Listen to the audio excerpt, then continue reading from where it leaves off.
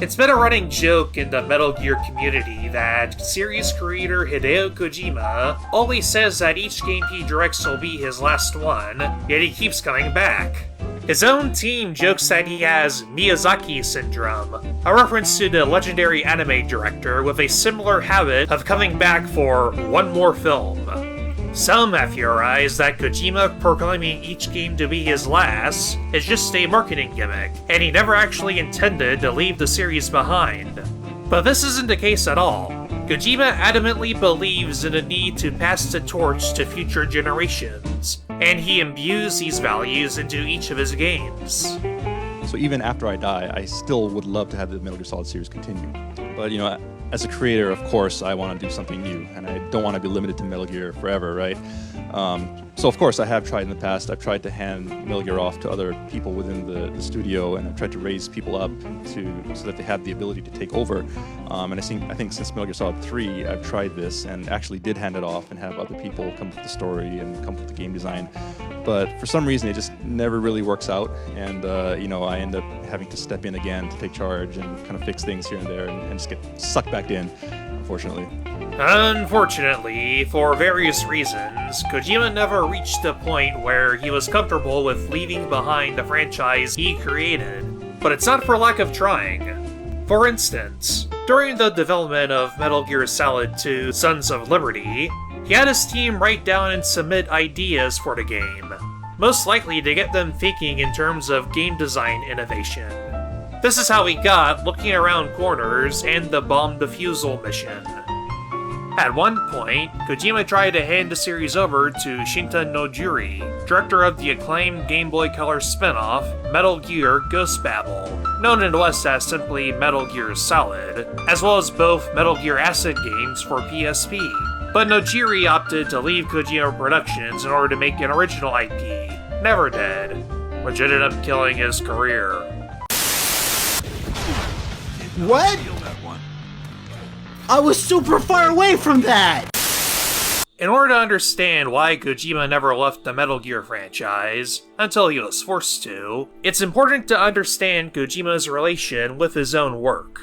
Metal Gear is unique among most game franchises in that, like the films that inspired Kojima, story and author are inextricably intertwined. Much of Kojima's own thoughts, feelings, and emotions are reflected in his games, to the point where his own co-writers concede that Kojima is the biggest factor in the game's script. Even the original Metal Gear for MSX was deeply rooted in Kojima's own sense, being made in response to the mindless action games at the time. This one idea, to give higher meaning to the actions the player partakes in, would go on to be the main driving force for every one of Kojima's games, all the way up to Death Stranding's social strand system. But as Kojima became more successful, there's been a growing divide within himself, between his business obligations and his creative integrity. He never wanted it to be solely defined by Metal Gear. He always wanted to create new IPs with original storylines and gameplay systems. The problem is that gaming is dominated by franchises, even more so than most other mediums, at least until recently. If a game is successful, it must have a sequel, even if the narrative has concluded. It's gotten to the point where some publishers won't even make original IPs unless there's potential for future brand exploitation. For most game franchises, this isn't necessarily a problem, especially ones that focus more on gameplay than story, but Kojima's goal was to elevate the gaming medium to the level of films and novels. Story was very important to him. Just as important was the themes he wanted to convey to the player. But if Kojima were to leave the franchise behind, it wouldn't stop Konami from pumping out more games, possibly taking the franchise in directions he may not approve of. We already saw this with both the NES bastardization of the original Metal Gear and its sequel, Snake's Revenge. Essentially, Kojima wanted to avoid what happened with Silent Hill, where the franchise fell apart after Team Silent disbanded, and carefully crafted symbolism was appropriated for marketing purposes. Pyramid Head has become a brand mascot, devoid of his original sense and substance. Kojima, being gaming's auteur, wanted to stand up for his artistic integrity. As such, he didn't want to leave the future of the series to just anyone. He wanted to pass it down to someone he can trust to carry on its heart and soul. おっしゃる通りですけど、次の世代に伝えることなんですけどね、僕はメタルギアソリッド1と2の開発において、若いスタッフにメタルギアソリッドの作り方とかノウハウとか、ソウルを、伝えたということで、メタルギアソリッド3を作るんであればその、若いスタッフに、新しいメタルギアソリッドを作ってもらいたいなとは。Unfortunately, this turned out to be more difficult than he thought it would. スタッフにやっぱり10年間一緒にやってきてるんで、ゲームの作り方メタルの作り方をずっと教えてきたんですよ。教えてきたつもりだったんですけど、やっぱりなかなか3でもうまくいかず、最後また僕が入ってやり直したんですけど。Coupled with the infamous backlash towards Metal Gear Solid 2 Sons of Liberty, where many fans rejected the game, its themes, and ignored its message, Kojima was forced to confront the existential dread that the series he created and poured his heart and soul into will go on without him, and in time become a shapeless, formless husk of its former self. War will have lost any true meaning to the world. Just one more gear keeping the wheels of economy turning. Another product bearing down the capitalist conveyor belt. This existential dread was at the forefront of Metal Gear Solid 4, Guns of the Patriots. War has changed. It's no longer about nations, ideologies, or ethnicity. It's an endless series of proxy battles fought by mercenaries and machines.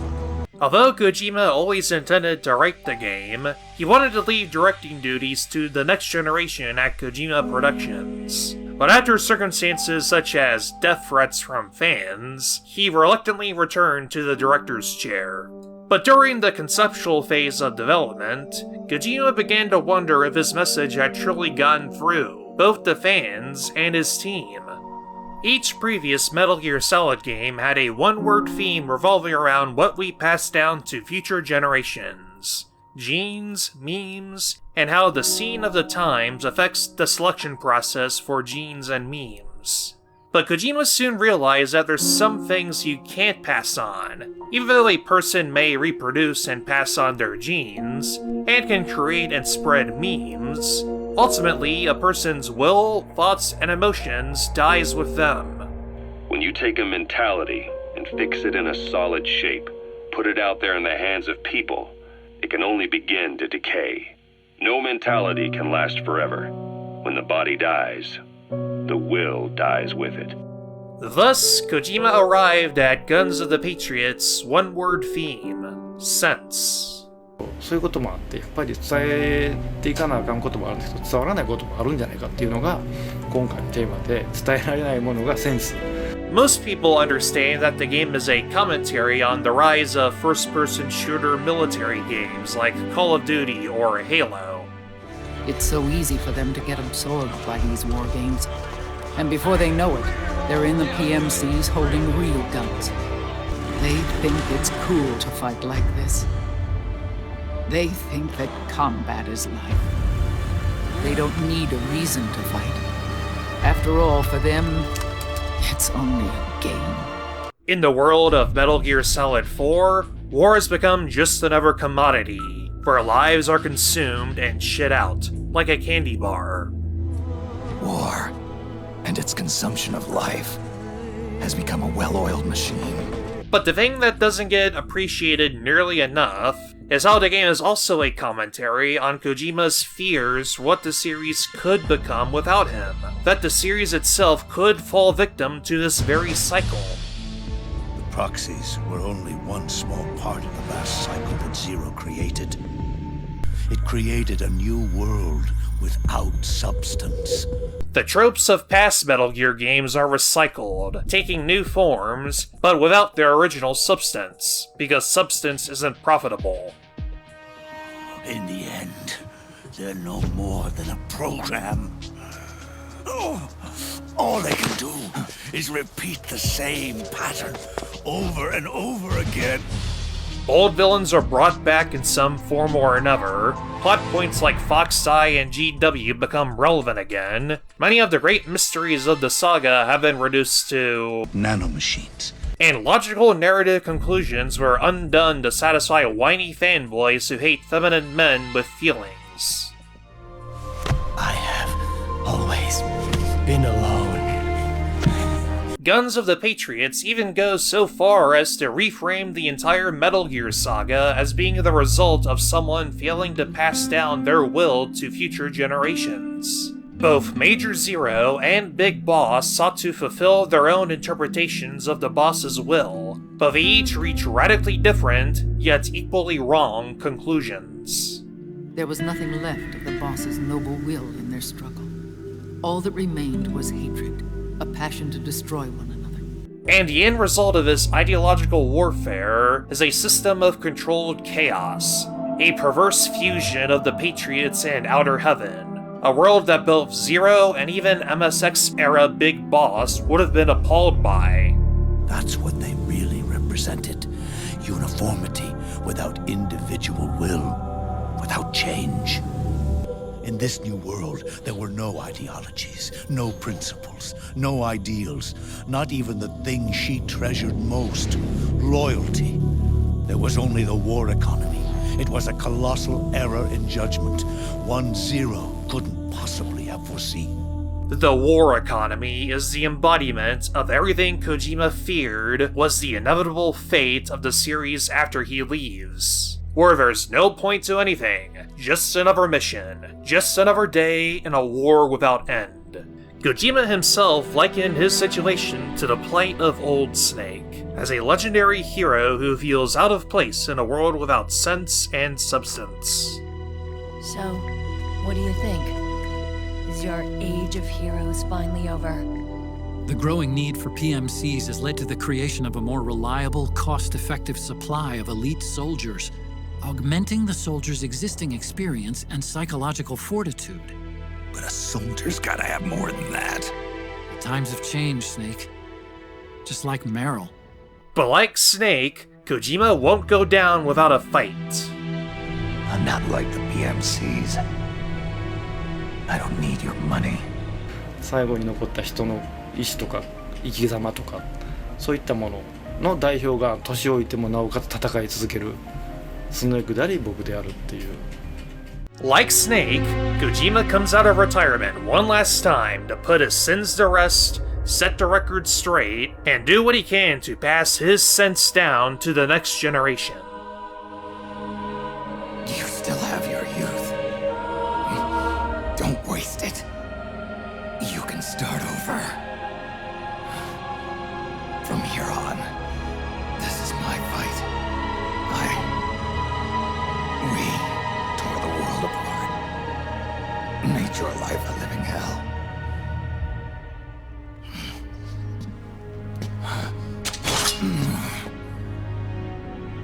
It's my duty to put an end to all of this.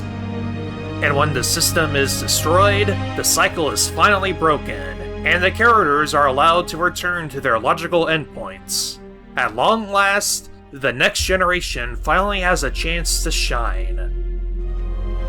It's almost time for me to go. And with me, the last ember of this fruitless war dies out.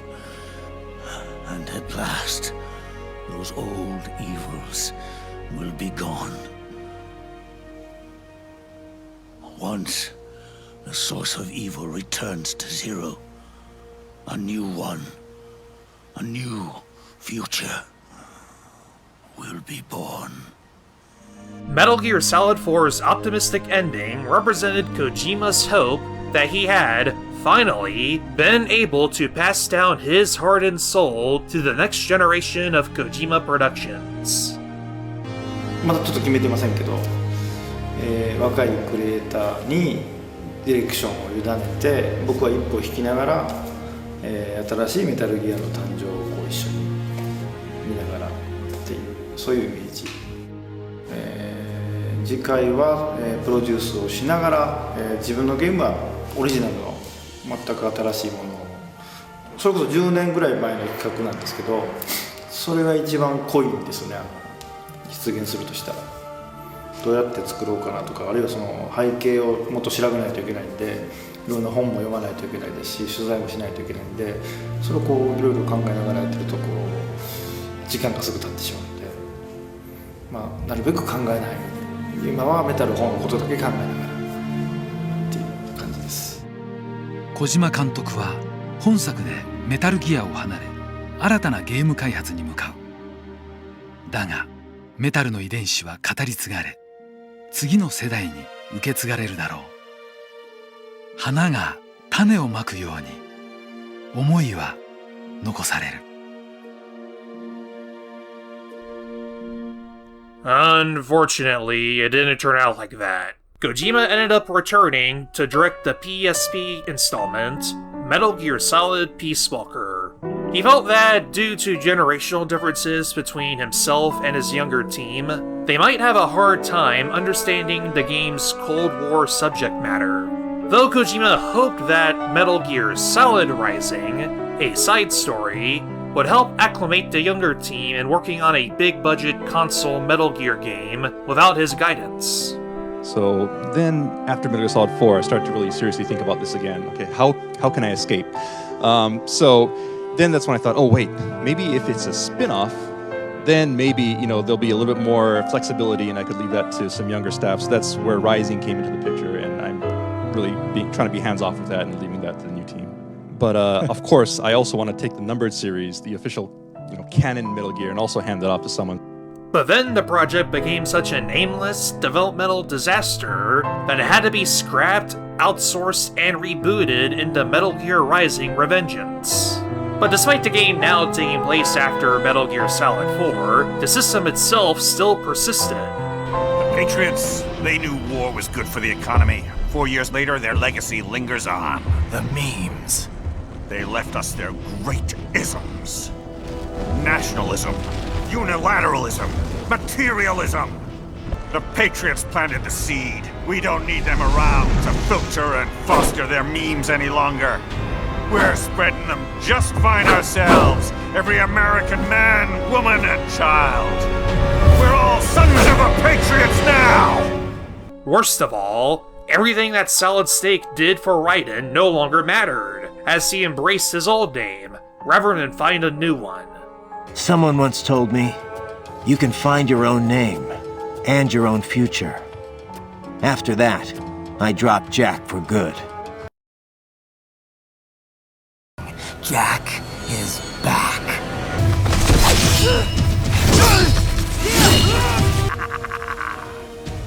That nickname you love so much. Want to know how I got it? Actually, why don't I give you a demonstration? I think it's time for Jack to let her rip. Although the new Rising isn't part of the numbered, official canon Metal Gear series, at least according to Kojima. But of course, I also want to take the numbered series, the official canon Metal Gear, and also hand that off to someone. It still represents his ultimate failure to pass down the series to the next generation. He gave up on trying to convey any deeper meaning with the game, opting instead to just focus on player wish fulfillment. He rationalized that, at the very least, Rising's mass-market appeal would keep his Konami paymasters happy enough to afford him more creative freedom with Metal Gear Solid 5. Welp, we all know how that turned out. Like a damn fiddle, bitch! As Konami moved towards more lucrative markets like mobile and pachinko, Kojima Productions was forced to shut down, Silent Hills was cancelled, DLC for the Phantom Pain, which would have wrapped up Eli's story, was cancelled, Kojima was barred from attending the Game Awards and accepting the award for Best Action Game, and Konami, being unable to read the room, thought that the best first impression for the post-Kojima era of the franchise was an always-online zombie survival live service game full of microtransactions. I think what happened to Hideo Kojima last year was a tragedy, but he never complained. He just sat in an isolated room for months, looked inside himself, and focused on his art. Konami became so unbelievably petty that they harassed former Konami employees, dubbed ex-cons, looking for new employment, and attempted to sabotage the newly independent Kojima Productions, getting health insurance for their employees. Kojima must have seen the writing on the wall, so before all the controversy over Konami's 2015 corporate restructuring, Kojima declared that only the games he directed are part of the Metal Gear saga, and that even if the franchise continued, to him, the Phantom Pain is the last true Metal Gear. This is a far cry from his previous comments about how he wanted the series to live on without him. It appears that Kojima finally gave up on that idea. And yet, despite Kojima's declaration, and Konami being such a clueless, evil corporation, there's still people wanting to give them the benefit of the doubt. They want to see more Metal Gear games, even though Kojima was unable to find a proper successor in time, and the story has concluded multiple times by now. They insist that, because Kojima didn't make any of the Metal Gear games by himself, he wasn't a key ingredient that made those games what they were. And since there's enough of the old staff there, such as Bastard Yoda and Cunning Yuji, then surely they can make a Metal Gear game without Kojima's guidance. They also say that a new Metal Gear game, with someone other than Kojima at the helm, would help reinvigorate the franchise, give it a much needed shot in the arm with a new creative vision. One interviewer posed this notion to Kojima himself, giving the example of how the Alien franchise greatly benefited from James Cameron's sequel, building on the foundation of Ridley Scott's original film. Though Kojima does acknowledge this, he readily points out how the series went into decline when Cameron left. He then explained how his own personal experience with passing down the series is more akin to the Terminator films, where after Cameron left, the franchise started to suck really hard. And honestly, it's hard not to sympathize with him. Think about it, when Kojima Productions was fully staffed, working on the cutting-edge Fox engine, and after being guided by Kojima for years, their first big project without him, Metal Gear Solid Rising, still lacked a core vision and was such a disaster that it had to be outsourced and redone from scratch. What on earth do you think the scraps of Kojima Productions will be able to do? Especially under the iron boot of Konami. Metal Gear is dead. Kojima wasn't able to pass the torch in time, and he seems happy to finally work on a new universe from scratch, without being shackled by decades of continuity. And that's fine. Not everything needs to go on forever. In fact, as we've seen in Metal Gear Solid 4, prolonging something after its logical conclusion can have disastrous results. The Metal Gear saga was a great series, and now it's over. We should appreciate what we have, and call on Konami to make sure that future generations will be able to play these amazing games. But as for brand new installments or remakes, I say it's time to put the box back on the shelf and let Metal Gear rest in peace.